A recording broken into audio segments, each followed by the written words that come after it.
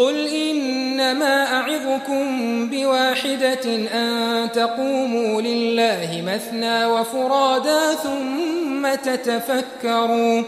ما بصاحبكم من جنة إن هو إلا نذير لكم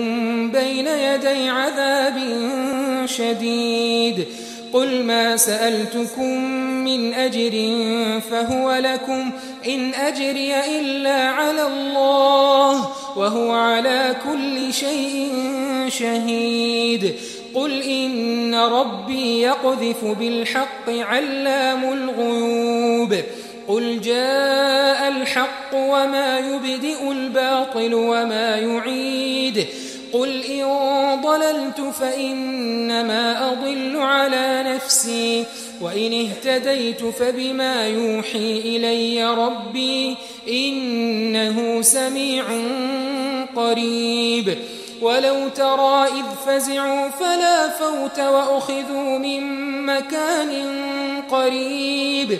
وقالوا آمنا به وأنى لهم التناوش من مكان بعيد وقد كفروا به من قبل ويقذفون بالغيب من مكان بعيد وحيل بينهم وبين ما يشتهون كما فعل بأشياعهم من قبل إنهم كانوا في شك